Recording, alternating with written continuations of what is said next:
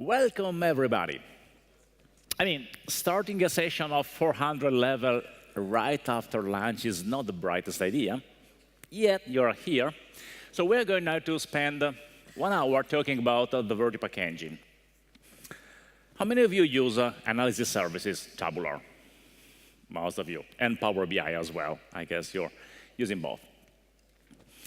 Before we start, just a few words about who I am. I'm Alberto Ferrari. I work with Marco Russo. We founded SQL BI a few years ago. We write books, The Definite Guide to DAX. That book contains most of the content of this session, plus a lot more about DAX. We teach courses all around the world. We do consultancies, and let's say we are business intelligence experts. The topic of today is speaking about the VertiPaq engine. First of all, what is VertiPaq? VertiPaq is the database that stores all the information once you process some data. So you have analysis services. Analysis services might read data from a data source. I lost the clicker from here. No way, I need to click from here, so I see. OK, you start from a data source, and then data is loaded inside the VertiPaq engine. We call it cached data because data is not read live from SQL Server or from whatever data source you have. Instead, it is read, processed, and then the analysis services engine reads the VertiPaq engine. Analysis services has two ways of working. One is direct query, one is the VertiPaq mode. The other one is the bottom one, direct query. If you plan to use direct query, things are completely different. And we are not going to cover direct query at all here. Because in direct query, any DAX query is translated into a set of SQL queries which are executed by SQL Server. So performance-wise, optimization-wise, everything is completely different. Now we focus only on the VertiPaq engine. As I said, in two different ways, you have these two different engines, in-memory mode and direct query mode. How many of you think or use direct query? Just too many of you.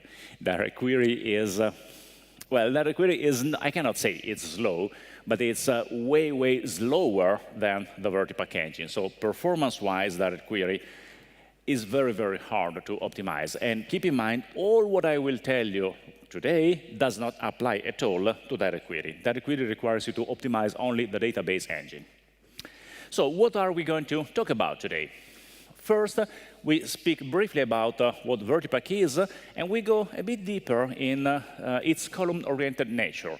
VertiPaq is an in-memory database, and it's a columnar database. Being columnar is of paramount importance in order to understand how to optimize the database. Then we will look at how the VertiPaq engine compresses data, because when it reads the data, it does several compression steps in order to reduce the size of the model.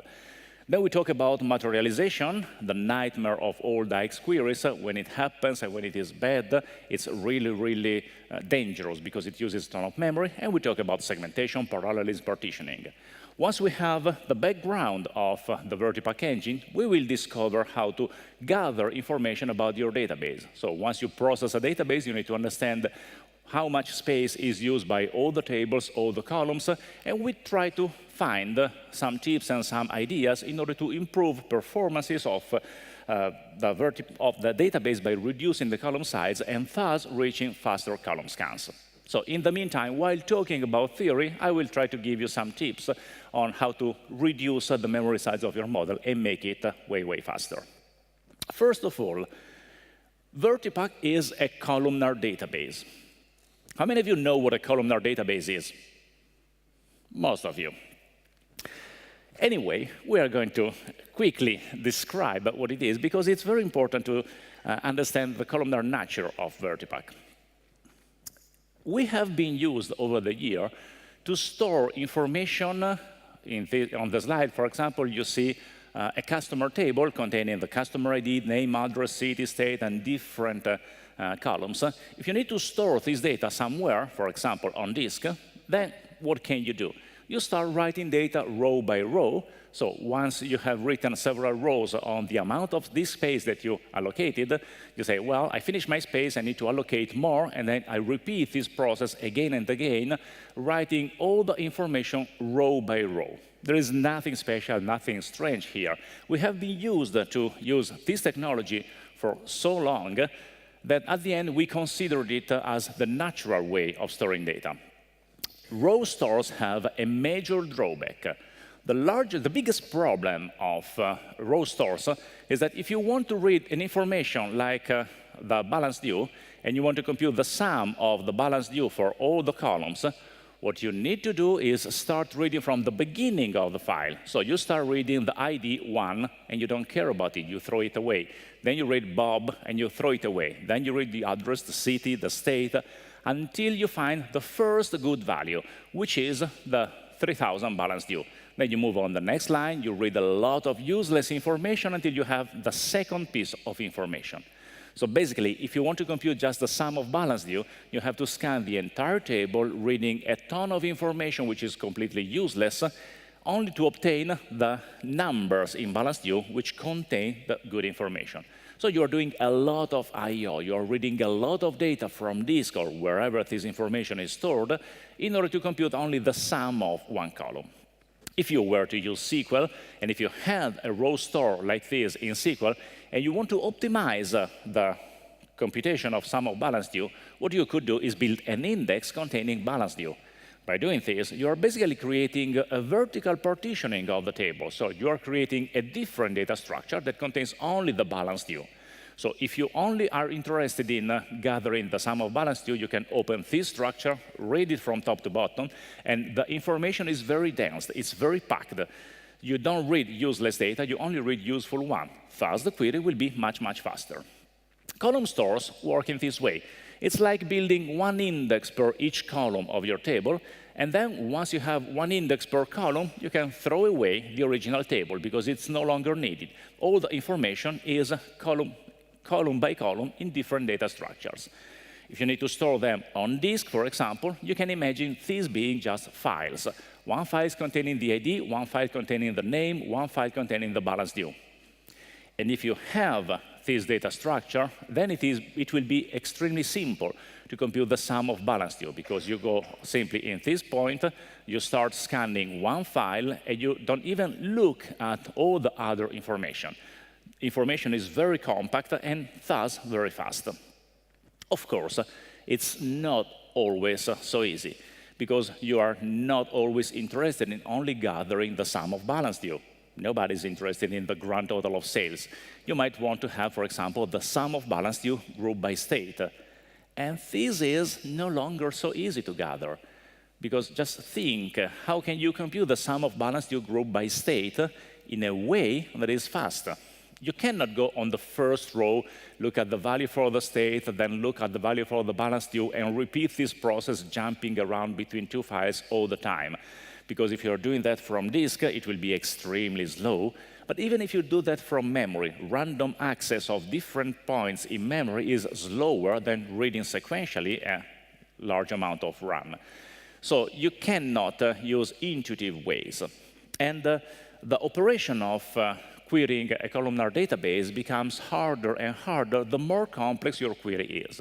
So try just to focus on the table you have on screen. This is the columnar database containing only 10 rows. But if you want to compute the sum of balance due, that is easy. What if you want to compute the sum of balance due grouped by gender? Can you imagine how to do it? How to compute the sum of balance due grouped by gender in a way that avoids jumping from one table to another all the time? It's not easy. You can first scan the gender column in order to understand which rows are male and which rows are female.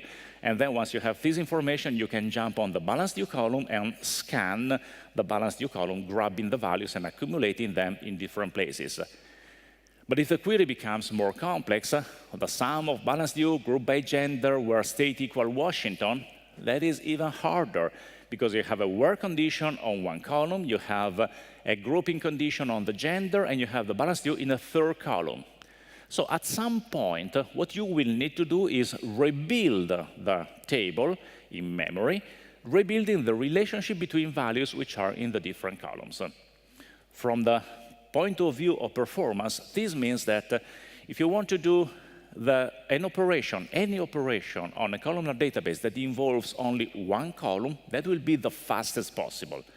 But as soon as you increase the number of columns and you make test conditions and operations between columns, then you will need to read the data from disk or wherever it is, and then spend CPU cycles and memory in order to rebuild the internal structure of the table, to recompute the relationship between different rows, which is lost in a columnar table, in a columnar database. And so you increase the CPU time needed to answer the query. If you were to compare column store with row store, column store gives you a very quick access to one column, and only one. It requires time whenever you want to materialize rows. As soon as you need to rebuild the relationship between rows, then you increase the amount of CPU. So what you are doing, you are trading CPU, you are spending CPU in order to reduce I/O. Row store behave in a very different way. They are the very opposite. You have a very quick access to one row, but if you want one full column, it will take a lot more time. You are increasing I/O in order to reduce the CPU cycles. Now, what is happening, what we have seen over the years, is that I/O was slower, and today is still extremely slow. Whenever you want to do I/O, the CPU has to wait for a lot of time before doing any operation. CPU, on the other hand, is not completely for free, but you can increase the CPU power as much as you can. And this is the reason why, over the years, the columnar database are gaining a lot of importance and relevance. People are using columnar database more and more because it gives performance benefits to any kind of query. Not any kind of query, but most of them. Now, if you think at VertiPaq, everything is just one column. Forget about the very concept of a table and just focus column by column, because this is what VertiPaq does. VertiPaq doesn't look at your data model as a set of tables, but it looks as a set of columns with relationship between them. And when you think in single column mode, there are some optimizations which can reduce the size of your model. The first one the VertiPaq uses is run length encoding. Imagine that you have a column like this one that contains the quarter. It's a column coming from a fact table, so the value quarter1 will be repeated for a lot of times, and then at some point it will change, become quarter2. And over 1 year, this column might have 1 million rows or 1 billion rows, but still only 4 different values, because that's all the values that it can have. And it is a waste of space storing Q1 repeated so many times. So instead of storing the data this way, what you can do is scan the column and find where the value changes. As soon as you find these points, you say, well, instead of storing Q1 repeated multiple times, I can store only Q1, the row where the value starts to be valid, and then the count of rows for which the value will be repeated in the same way.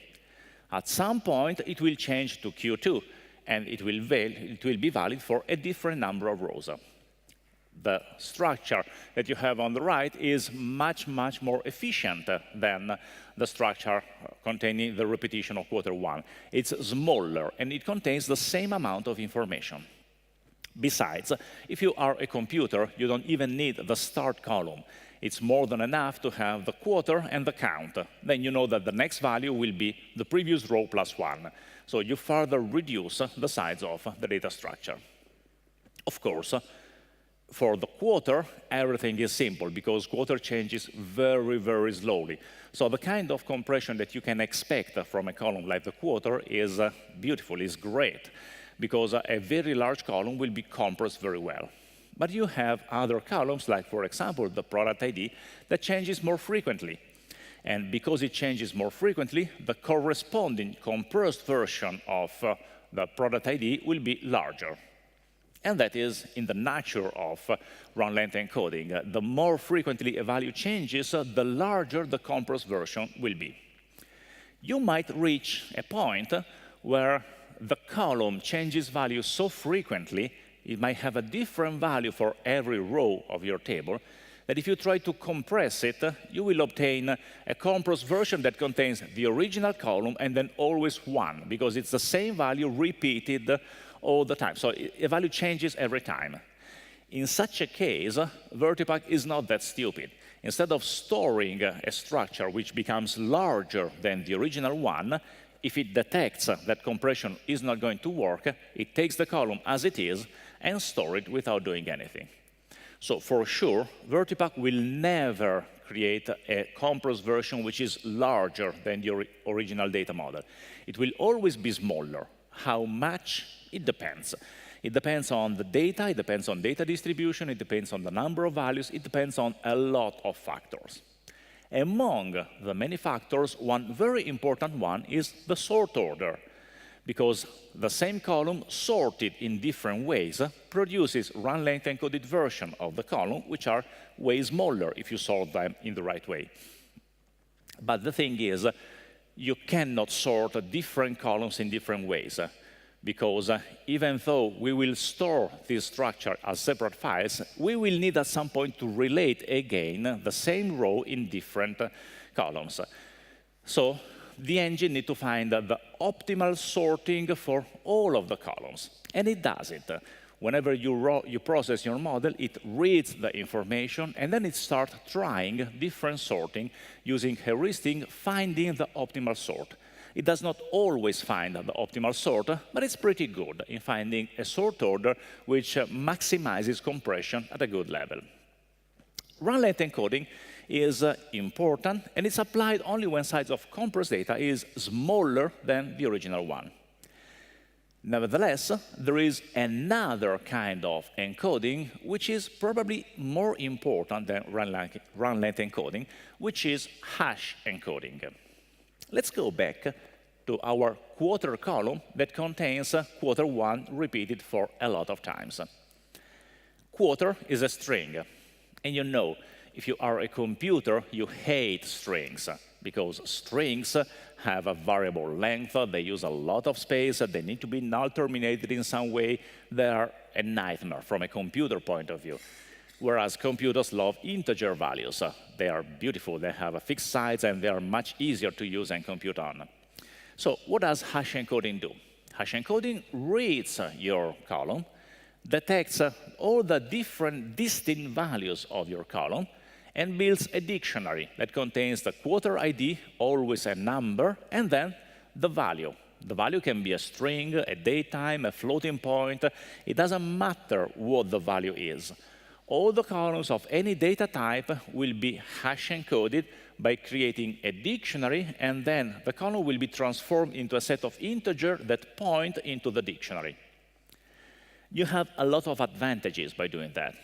First of all, the low-level processes, the low-level functions and procedures of the VertiPaq engine never have to worry about data types. They always work on integer values, so you can do a lot of optimization, knowing that the only kind of data you need to process is integer values.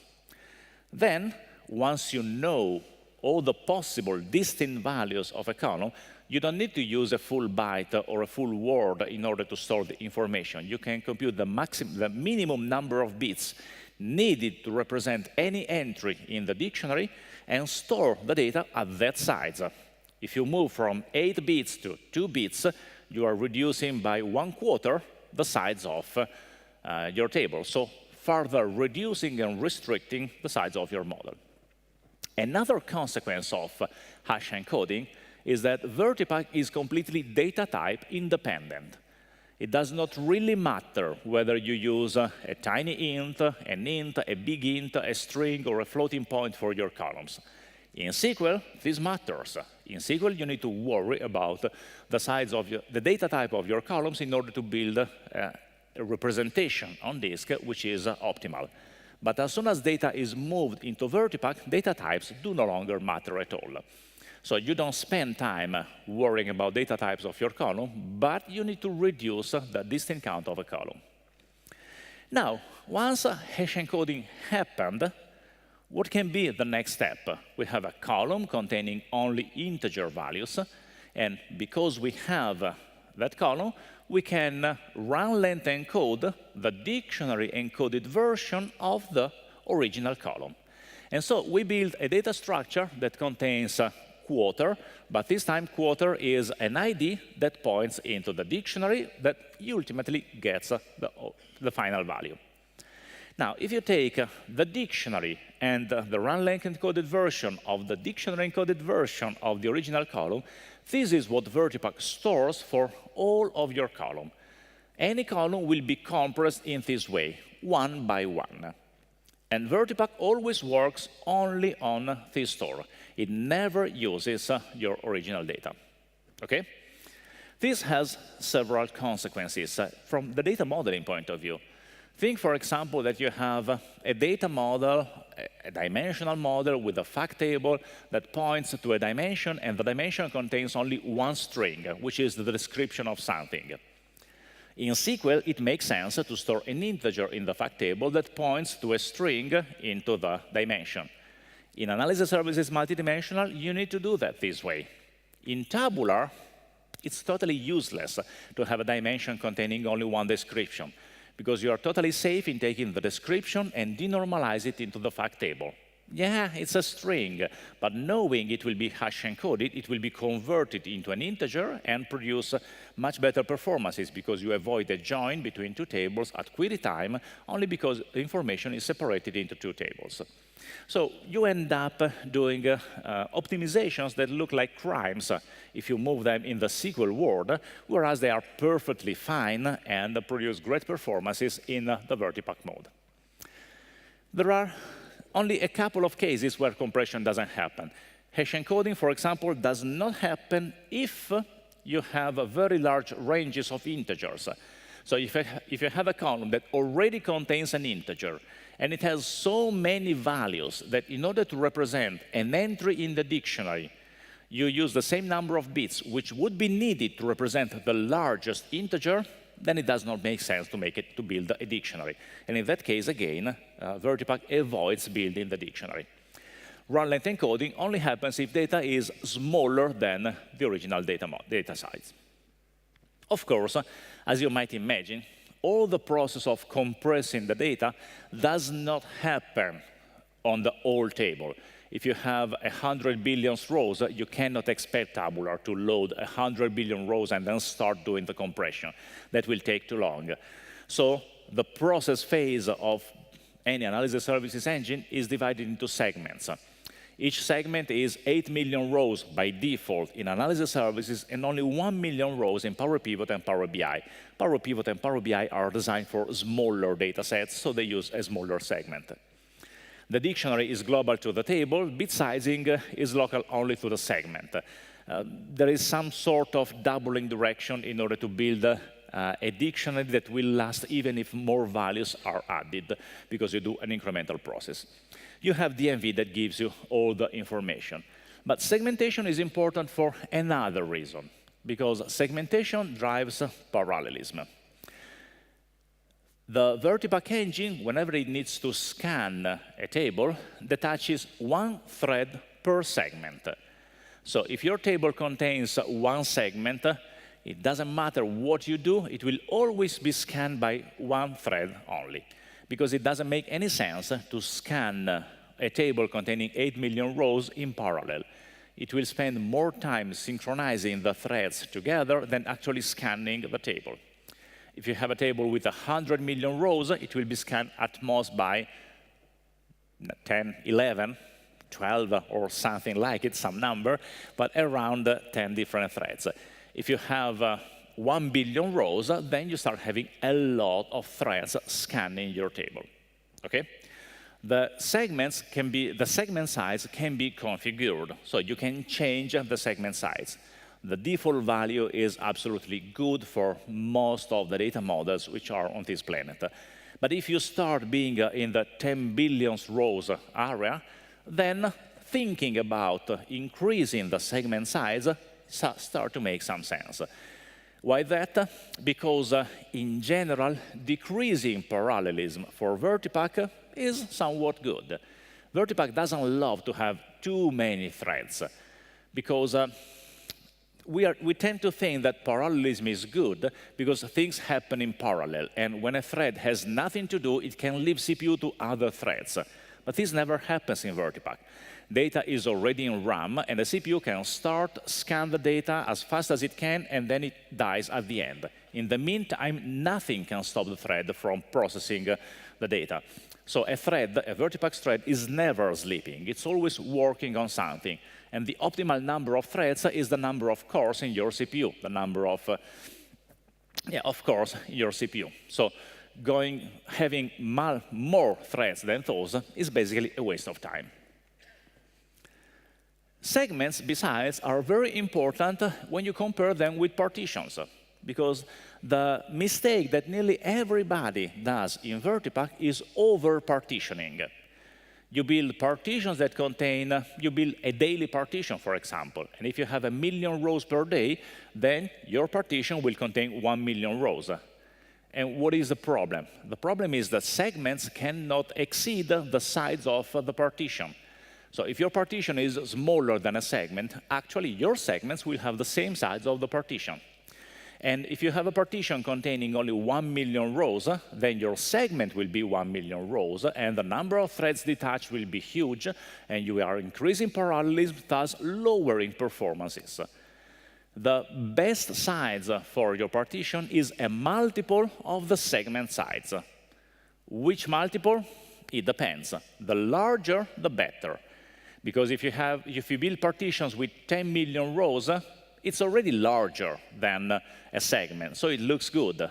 But in reality, what will happen is that you will obtain one segment with 8 million rows and one segment with 2 million rows. The two will be unbalanced.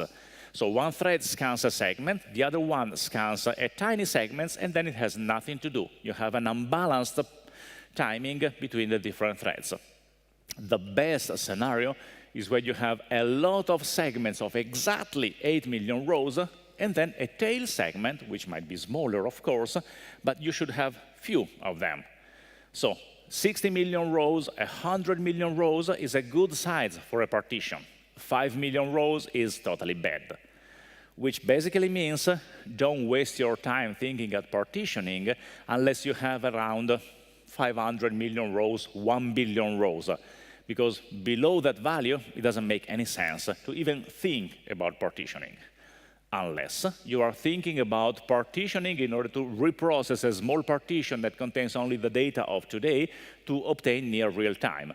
You can do that, but remember, at the end of the day, to consolidate that small partition into a much larger one, so that you have small segments for the data of today and much larger ones for all the data in the past, because their speed will be way, way better. So far we spoke about memory usage, and the memory usage of the data you store depends on the number of columns, the cardinality of columns, the data type, and at the end, the number of rows. As we are going to see, the number of rows is not the most important, the most relevant information. The cardinality of column is.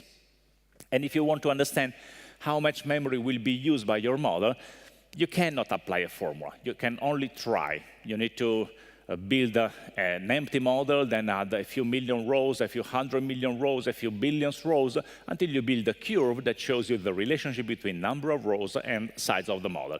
Because number of rows does not translate in any way in the size of columns. But then, the VertiPaq engine always uses memory at query time, when you need to execute a query against your model. And the memory at query time depends on the complexity of the query. You might need memory for the cache. You might need memory for spooling temporary values. And then you need memory to materialize data set. Materialization is the biggest enemy of any DAX query. But what is materialization? Let's go back to our VertiPaq storage. And here we have a table containing 4 columns: product ID, store ID, customer ID, and price. It has been stored as a column store. So product ID has the value 4 from row 1 for 4 rows. The full table only contains 4 rows, so it's a tiny table. Store ID, customer ID, and price, they change so frequently that we decided to store them as they are. And we want to run a query on top of it. The query is just the SQL query you see there. It's selecting customer ID, sum of price from sales, where product ID equal 4, and store ID equal 1, grouped by customer ID. The thing is, how do I run this query on this data set? It's not easy. Should I start by grouping by? Well, I can't because I have a where condition. Should I start projection, only grabbing customer ID and sum of price? But I can't because I need to apply the where condition on product ID and store ID, which are separate columns. So we need to find a way to run the query, and it's not easy at all. It's very counterintuitive how you can query such a model, very different from a row store. One possible technique is that of early materialization. How does early materialization work? It says, well, I have no idea how to run a query on the individual columns, so the first step that I do is I read the columns and I rebuild the original table. Once I have my table, now I really feel at home, because I can implement the where condition by removing rows which do not satisfy my condition. Once I do this step, I go ahead, I do projection, so I remove columns which are not needed in further processing, so I only recover customer ID and price. And the last step is grouping and summing, which leads to the final result, 393. It works. It's somewhat easy, but you say, we spend so much time trying to compress as much the data in order to avoid to use so much RAM, and the first thing that we do as soon as we run a query is to rebuild the original table, which was huge. So it doesn't look very smart as an operation. So there is another technique, late materialization, that tries to process as much as it can on the original column store, delaying the materialization step that at some point need to happen, but it tries to delay it as much as it can in order to reduce the memory pressure. If you look at the query, we have a where condition that works on the product ID or on the store ID, two columns separately. And I don't need to rebuild the table to apply this condition. I can scan the original columns and build a bitmap that tells me which rows satisfy the condition. And I can do that column by column in parallel. Once that happens, I end up with bitmaps. Bitmaps are efficient data structure from the computational point of view. And if I have two bitmaps and I need to put them in an AND, if I am a computer, I know what to do. I do the logical AND, the bitwise AND of the two bitmaps, and I build a third bitmap that I use to scan customer ID and price, finding only the rows that have a 1, saying that that row is needed for the result. So I scan and filter by position the other data structures, and I grab the values of the two columns. Now that I extracted the information, I can construct and rebuild the relationship between the two data structures. At that point, I can do the last operation, which is grouping by sum and producing the result. But you see that this data structure is much, much smaller than the one built with early materialization. Can the engine always use late materialization? It depends. It depends on the query that you run. It depends on the kind of model you provide. Because in that query, if you simply change product ID equal 4 with product ID greater than store ID, things are no longer so easy. As soon as the operation that you do on individual column to apply the filter becomes a complex one, then you are in trouble, because the engine will need to start materializing data structures. So materialization always happens whenever you have complex joins, complex iterators, and the memory requirements of materialized dataset might be really, really huge, much more than you would expect from a small model. As an example of materialization, I want to show it happening by using a data model that contains 100 million rows. Now, this data model contains two columns only, number 1, number 2. Number 1 has 10,000 distinct values. Number 2 has 10,000 distinct values. And the table contains the full cross-join of those values. That is why it contains 100 million rows. The data model is somewhat simple, and there is nothing strange, nothing complex about it. But let's see what happens with this model. We have here our table. You see, it contains only number 1, number 2. Number 1 is always 1, and it will be 1 for 10,000 rows. Then it will go to 2, and so on. OK? Now, let's say that I build a measure, and that measure is just a distinct count. Whoa. It can compute the distinct count of numbers number 1. Now that you know how data is stored, you can already imagine how it will be computed. It doesn't need to do anything strange. It takes the column containing number 1, it scans it from top to bottom, computes the distinct count, and produces a result. So if you take this column and you drop it here, you get a value, which is 10,000. We can show that as a number. And it's pretty fast in doing it. It's exactly what you would expect. Click it, drag it, drop it. You can compute distinct count also in a different ways, and that doesn't change performances. You can do a count rows of summarize numbers by numbers number 1. This is the very same expression, only written in a slightly more complex way. Performance-wise, it doesn't change. You only hit Enter, and the value is displayed here. The advantage of doing this is that now you can do a summarize of number 2. Again, it will be 10,000, and again, you see I hit Enter, and the number is already there, because both queries are very fast. See what happens if at some point you say, well, I'm not interested in only the distinct count of number 1. I'm interested in the distinct count of the combination of number 1 and number 2. Now everything is much, much different, because there is no way it can scan only one column to obtain the result. Its only option will be that of building, materializing the full cross-join, and count the number of rows. So as soon as I hit Enter, look at what happens at run. It's here.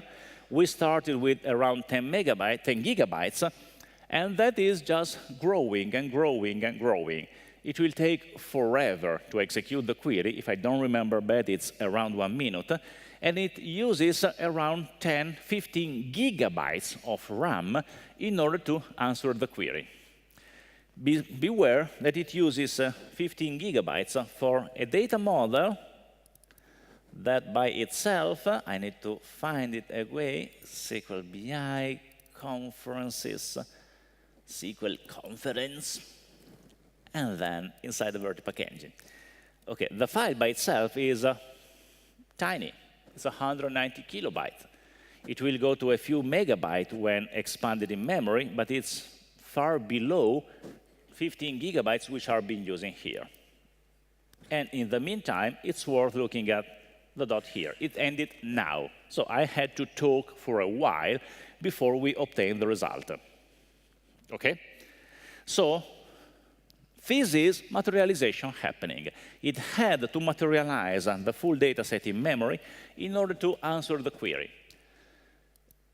This is, by the way, not to say that tabular sucks at computing distinct count. Actually, tabular is very, very fast in computing distinct count. But if the data model is not written the right way, then it's a problem. And it's a problem because materialization kicks in and you have issues. If you need to compute the distinct count of some combination, using summarize or using a data model like this is definitely not your best option. It would be much better to have a column already containing the combination of the two columns and do the distinct count there. The memory size will be larger because that column will contain multiple distinct values, but then at query time, it will be much, much faster. So for example, if you have a calculation like this, that does a calculate where you filter sales with a complex condition that uses 3 columns, price, sales amount, sales discount, 3 columns in the same expression with a complex filter, this is likely to be slow. And what you can do if you need to obtain top performances from this query is simply take the whole expression and move it to a calculated column. If you build a calculated column containing the whole expression, then instead of having to materialize the filter in memory and execute calculation on top of it, you do all the calculation at process time, you obtain one column that can be simply scanned, and the full query, the full measure will become calculate whatever filter says, well, that column equals true. That goes on the fast side of VertiPaq, and it will provide much better performances.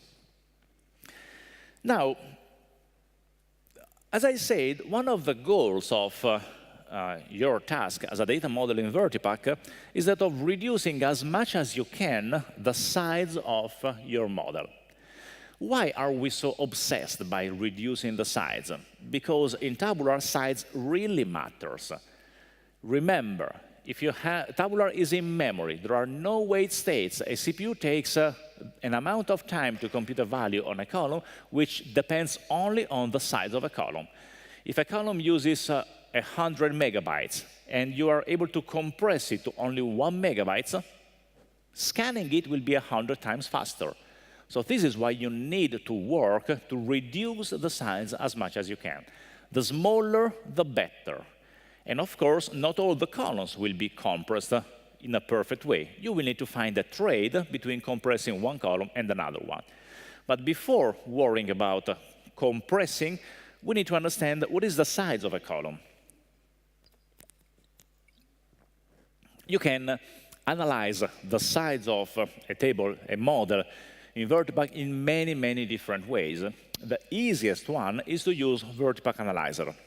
VertiPaq Analyzer is nothing complex. It's just an Excel file that contains a Power Pivot model, and in the Power Pivot model, there are a set of DMVs of queries executed on top of the Analysis Services database that grab information about the query. And then VertiPaq Analyzer shows this information just by using Excel. I have it here. OK, so this is VertiPaq Analyzer, and VertiPaq Analyzer contains a data model in Power Pivot, which you can easily browse from here. So by clicking on it, you have all the DMVs. Each of these is a query which we execute on top of the server to grab information about the columns, the segments, the tables, the hierarchies, relationships, and so on. How do we use VertiPaq Analyzer? We simply go to existing connection. There is only one connection here. And if you edit it, you need to put the data source, which in this case is localhost tabular 2016, and the initial catalog. Now, for the initial catalog, what I did is connect it to a model, which in the meantime should be ready here. I only restored it now because it's pretty large, so I cannot do the demo of numbers and ODS at the same time. ODS is a model that contains a fact table containing 4 billion rows. So it uses a few gigabytes, and it's already a large model. If you need to optimize and to understand it, what you need to do is create a connection with VertiPaq Analyzer, and then just click on Refresh All. Refresh All connects this Power Pivot model to Analysis Services, reloads all the information within the DMV, and at the end, it will show the information in the Excel file. So once it finishes, we need to close, then wait for the thousand of refreshing that Excel fires all the time. But at the end, we should be able to see here our result. You have multiple tabs here: tables, columns, hierarchies, relationship, compression, and so on. You see that it's pretty clear. I guess you can read at this size. I don't need to zoom it further. We have several tables. For each table, you have the cardinality, which means the number of rows in the table, and the size of the table, divided in column total size, data size, and dictionary size. A table containing 4 billion rows uses 17 gigabytes. 17 gigabytes are in data, and 350 gigabytes are in the dictionary size. It's much more interesting when you start looking at individual columns. Let's reduce that a bit. OK. If you look there, you see that a column like age contains 96 values, around 100 years, and it uses 165 megabytes of RAM. It's not very large. Whereas if you look at date that has a much larger number of distinct values, it looks strange. It's smaller. And if you compare, for example, date with time, just look at the value for date. Let's highlight it, and the value for time. They are around the same number of distinct values, but the total size of the two is very, very different. One uses 83 kilobytes. The other one uses 6 gigabytes. Why that? Anybody has an idea why this is happening? Sorry?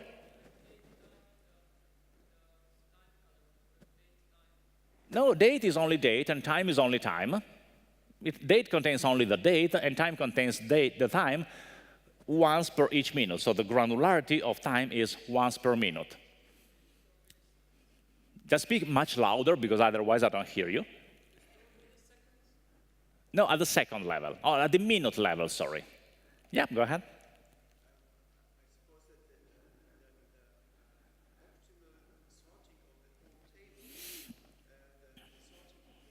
Yeah, I need to repeat the answer for the recording. It's the sort order. Either you sort by date or you sort by time. If you sort by date, then date will change very slowly. But at the same time, that time will change very, very frequently. And the opposite would happen if you sort by time and you don't sort by date. And it's pretty clear from here that it sorted the data by date and not by time. And the difference in terms of performance is totally huge. It's really huge. Time is the largest column of the model. And every time you scan time, you need to scan 6 gigabytes of RAM. I don't mind how fast you are as a CPU. 6 gigabytes is a lot of RAM to scan. It takes time. And so every time you touch the time column to do any kind of filter or calculation, it will take much more time than if you do the same operation by date. Then, of course, you have other information here. View order, weight multiplied by age. We can do a lot of considerations here, but unfortunately, we don't have time to look at all the details. Right now, I only want to give you pointers to where to look at information and what to search for. If you were interested in optimizing this model, your first goal would be that of searching for the largest column. By the way, in the second tab, we already provide you a report that shows the same information, but column by column, and you can sort them by size. So you can sort them by column total size by choosing sort largest to smallest.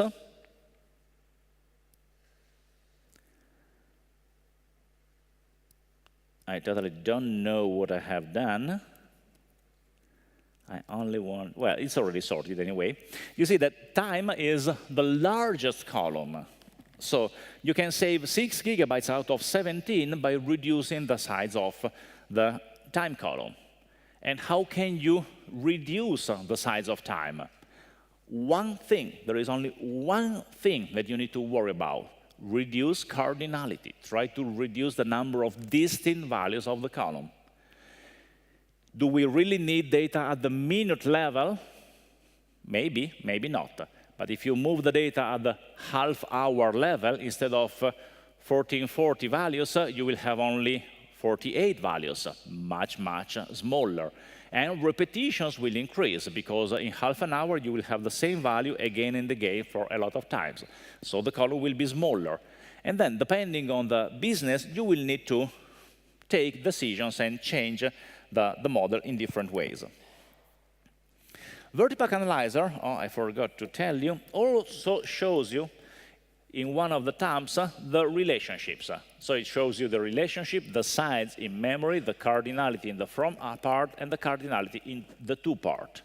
Now, in this model, there is no relationship, which is dangerous. But relationships are important.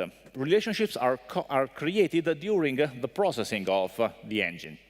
So they are part of the data structure of a VertiPaq database. And what does the engine store for each relationship? Imagine that you have sales and product, and there is a relationship. Sales points to product. The product key points to the product key on the other side.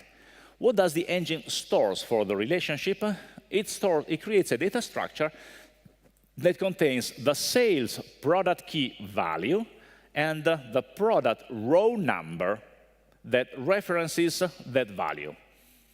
It takes a lot of time to memorize why it does it in this way. It takes the product key from sales, and it takes the row number from the product. So it takes two different pieces of information and builds such a structure. Why does it need to do that? Because if you look again at sales and product, product key in sales is like to be hash encoded because it contains different values, but the value will probably be compressed. And so it's a good candidate for hash encoding. Whereas the product key in products is an integer, it's the primary key, so it's likely to be not hash encoded because it starts from 1, it always grows. So the best way to store that column in the model is just to store the column as it is without doing any kind of compression. The internal representation of the two structures is completely different.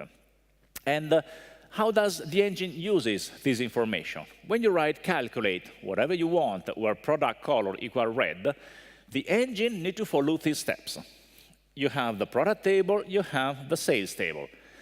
The calculation happens on sales, but the filter is happening on the product table. And it asks for product color equal red. So the engine identifies the rows where the color equals red. Remember, the relationship is based on the primary key, not on the color. So you need to translate color with the row with the products which are red. Then you obtain the row numbers where color equal red. With these row numbers, you do a lookup in the relationship, and you find the product keys that are the values referenced by product with that given row number. From here, for example, you discover that tomato, which is red, has no sales anywhere, so it's not even worth looking at. Whereas orange, which is red, has values in the sales table where the product key equals 2. So you use 2 to do the filtering in the sales table, and from there, you grab the minimum value. The important part of all this description is the fact that you filter the color, but the engine needs to use the product key to do the filtering. And this creates a lot of problems with large dimensions, because the internal data structures that the engine uses to move filters back and forth depends on the size, on the number of rows of the bitmaps that it needs to create to apply the filtering. As soon as the size of these bitmaps becomes larger than 1.5, 2 million rows, you have a dramatic drop in performances. So if you have a dimension, a customer dimension containing 10 million rows, and you do an innocent query like calculate whatever you want where gender equal male, it doesn't matter if gender has only 2 values, you need to scan 10 million structures with bitmaps containing 10 million bits, and this is going to be extremely slow. Okay? Last thing that I want to tell you is about how to reduce column size, but we already talked about it. You can reduce column size by reducing granularity. If you have a date time, you split it into date and time. And if you have a time column, you try to aggregate different time frames, different periods. And if you have floating point values that can be truncated as the precision, you do that in order to reduce the number of distinct values. And it is important because the scan time of your data depends on the size. Let's take a look, for example, at how long it takes to scan different columns. I'm not going to show you the distance count, that is not so relevant, whereas it is important to look at the sum, at least, which measures the basic scanning of a column. To do that, we need to use DAX Studio to get good information. We connect to Tabular, and we activate server timings. That's the only thing that we need. OK.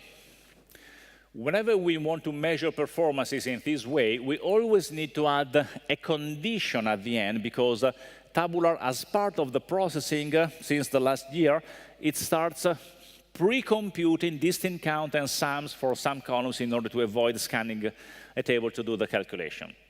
Now, let's take a look, for example, at this. This computes the sum of audience age. Now, audience age is this column. It uses 200 megabytes, and it has 96 distinct values. We have no idea how long it will take, but we can just query it. We get the result here in server timings. It took 423 milliseconds and 2.7 seconds of CPU time. So it had a degree of parallelism of 7.2 because we have 8 cores here. We have 4 billion rows, so it can be scanned in parallel by 8 cores. And the degree of parallelism is good, and it takes half a second. Let's do the same with the time. Time is very different. It's 6 gigabytes with a good value for a good number for the distinct values. But because we are measuring sum, the engine needs only to scan the segments and compute the sum. So what we are measuring is basically the time needed to scan this column. And if we run it, you see, first of all, that CPU-wise, all the cores are at 100%, but it's going to take much, much longer. And in fact, it took something like 7 seconds to scan a column with 4 billion rows. So we have 2 columns, age and time, only because of how they are compressed. One is taking half a second, the other one is taking 7 seconds to scan. And if you are curious to see, for example, what happens with date, date has the same number of distinct values, but it's much, much smaller. And so we had half a second, 7 seconds. The time that it needs to scan the date is 37 milliseconds. So between 37 milliseconds and 7 seconds, there are 3 orders of magnitude, which is huge, which depend only on the compression level of your columns. So obtaining the best compression level requires you to understand how the VertiPaq engine stores information and how to reduce the size of column, where the first and most relevant goal is that of reducing the cardinality. Then in the slides, I also put different timings, which of course come from different machines, so the numbers are basically different, and they will be different in any machine where you run it. But the ratio between the two is nearly the same. And the most important part is reduce the memory footprint in order to reduce the time to do the sum, reduce cardinality in order to reduce time to do filtering and distinct count. When should you start worrying about all these details? Well, if you have 10 million rows, don't even think about all these topics. They are useless. When you have 100 million rows, optimizing the engine is not so important. Optimizing your DAX code starts to be important. When you reach the billion is what I think is the generic threshold. Less than 1 billion rows, life is still easy. As soon as you reach 1 billion rows, things start to change, and you need to optimize compression to start looking at segment size and try to optimize it better. 10 billion, you need to start considering aggregations, because either you build aggregated table, or as they have already demoed to you, you try to build, you basically build aggregated table, and then through DAX code, you try to optimize data. When you reach 100 billion rows, then start to be a bit of a problem. 100 billion rows means huge databases that run on NUMA machines, so you need to worry also about a lot of different other topics, which we are not covering here. And why should you worry about size? Because the time needed to scan a column if you have optimized it right, it depends on the number of rows. And a column which is well optimized, if you have 100 million rows, should be scanned in 10 to 100 milliseconds. So it's pretty fast. But when you reach 100 billion rows, then you reach the 10-second level. And every time you run a query, you don't do a single scan. You do multiple scans of multiple columns with filtering and conditions. So if a single scan takes 10 seconds, it's likely that a regular query might take a few minutes to be executed. And that means you need to work in order to reduce the size of the model and optimize, of course, the DAX code. So what are the conclusions about the VertiPaq engine? VertiPaq is a very efficient compression algorithm. It's very quick whenever you work column by column, but it can start to slow down if you have multiple columns. So you need to try to think in single column mode, which I know it's not easy, but it's required in order to optimize your model. And don't think that what you learn with SQL or the, let's call, intuitive way of looking at the database is the best way to optimize your model. What you need to do is build a model, think about it, use VertiPaq Analyzer, look which are the columns that you need to work on, and once you know the culprit, start to try to optimize it by reducing the size of it as much as you can. Once everything is done, then VertiPaq will be a super fast engine which is able to provide great performances on any data model. I think, whoa, that's incredible, but I ended exactly at 2 o'clock. Thank you very much for attending. If you have any question, I'm here. So if you have any question right now, just ask. In a couple of minutes, we will need to leave the session for the room for the next speaker. No question? Thank you, guys.